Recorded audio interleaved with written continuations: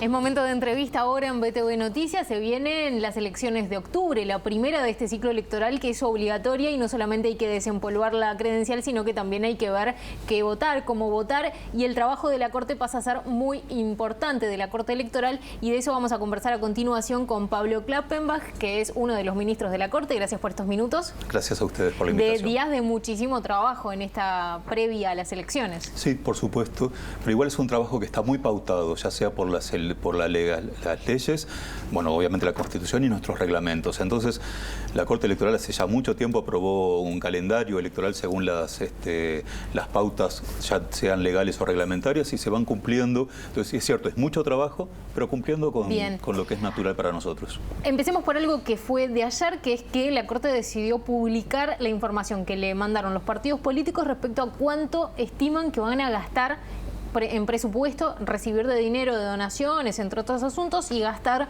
de cara a estas elecciones. Por ejemplo, el Frente Amplio son más de 4 millones de dólares, el Partido Nacional dice 2.6 millones de dólares, y así podríamos seguir. Concretamente, ¿qué se hace con esa información?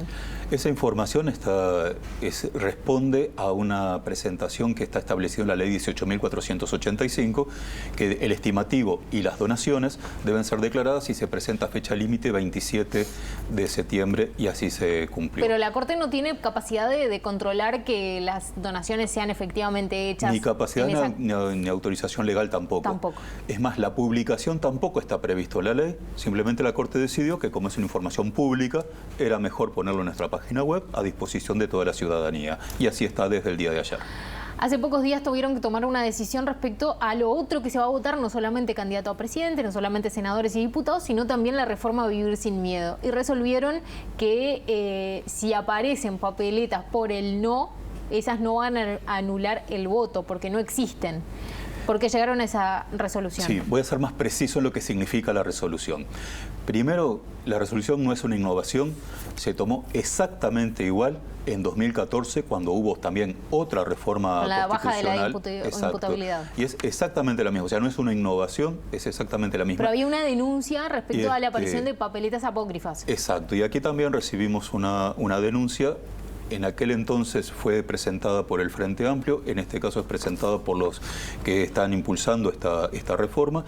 Y lo que quiere decir la resolución de la Corte, para que sea más fácil de entender, es si aparecen papeletas apócrifas, papeletas falsas, ya sea por el sí o ya sea por el no, obviamente no valen esas papeletas, pero no anula el voto de la elección de cargos políticos a elegir, ¿verdad? Eso es lo que resuelve la resolución de la Corte. Bien, en función del trabajo que se hizo en la interna, donde la Corte hizo un esfuerzo por informatizar y por tratar de acelerar algunos procesos, ¿cuánto estiman que tardarán como Corte en dar algún resultado de la elección? El mismo procedimiento que se usó en las internas, que la valoración que hacemos es que fue muy exitoso, lo vamos a aplicar ahora en las elecciones nacionales. En cada mesa va a haber una tablet que se va a utilizar en distintos momentos del día, pero en concreto en el escrutinio va a ser un elemento auxiliar al escrutinio para ir contabilizando los votos, y eso permitirá que cada mesa, una vez que finaliza el escrutinio y haga las verificaciones del caso y demás, no voy a aburrir ahora con todos los detalles, se transmita el resultado de esa mesa a nuestros servidores.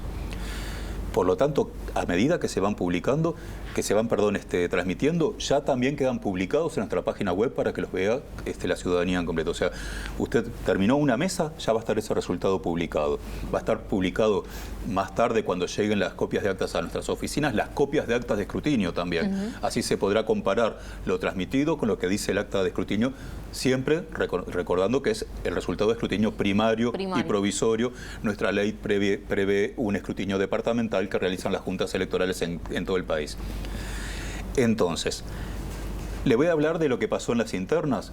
A las 12 de la noche en junio teníamos el 80% de los resultados transmitidos y publicados. Con lo cual ya podía ser un resultado definitivo. Un resultado bastante. Y la verdad, a las 12 de la noche tener y nosotros ahora, yo no le voy a decir hora, pero claramente es un escrutinio que involucra menos cantidad de hojas de votación, lo que popularmente conocemos como listas, pero también es cierto que en una interna votó el 40% y históricamente en una elección nacional vota un poquito más del 91, a veces 92%, o sea, va a haber más del doble de votos, pero es un escrutinio más fácil de ordenar. Yo no voy a decir que es más sencillo, ¿no? Porque para mí no son, o sea...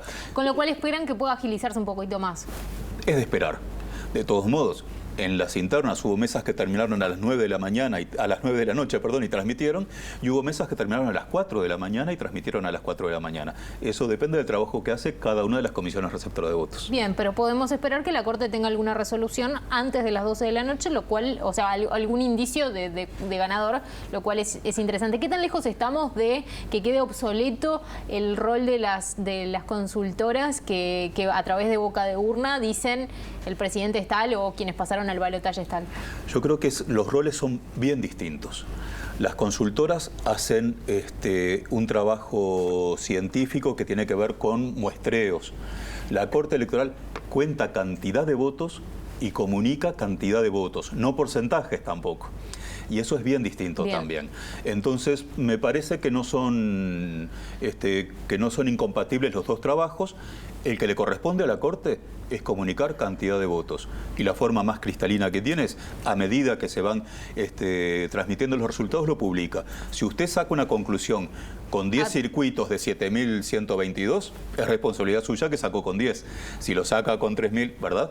Si usted saca la conclusión con 2 circuitos... podría decir, a partir de ahora podemos sacar la conclusión porque tenemos suficientes circuitos. No, porque no le corresponde a la Corte más que contar cantidad de votos. Eso pasa en otros países, es muy discutido también si se hace un muestreo, la Corte, o inclusive hay países que dicen a partir de tal porcentaje de circuitos recién ahí se transmite. Bien.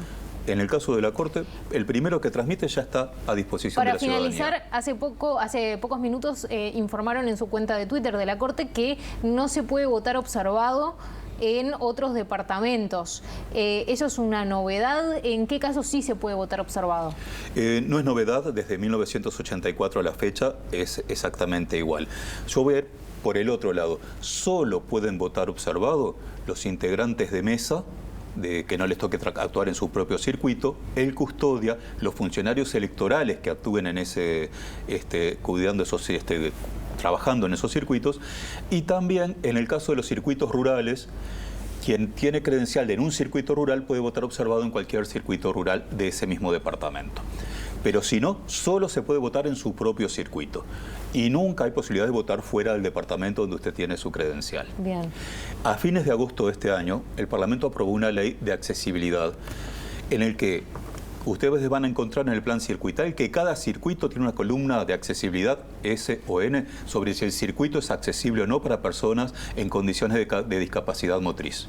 Entonces, si a usted le toca votar en un circuito declarado no accesible y sufre de discapacidad motriz, podrá votar observado en el primer circuito de la serie vigente que le toca. Mi consejo: está publicado en la página web de la Corte un buscador que, poniendo su credencial, o si no se acuerda su nombre y apellido y fecha de nacimiento, le dice dónde vota, le dice si llega a ser no accesible y en ese caso, haciendo un clic, le dirige hacia dónde le corresponde votar, que puede hacerlo, no es obligatorio que vote observado en el circuito accesible. Si alguien puede igual con ayuda acceder, vota en su propio circuito. Muy interesante ese detalle. Pablo Klappenbach, gracias por estos minutos. Gracias a ustedes.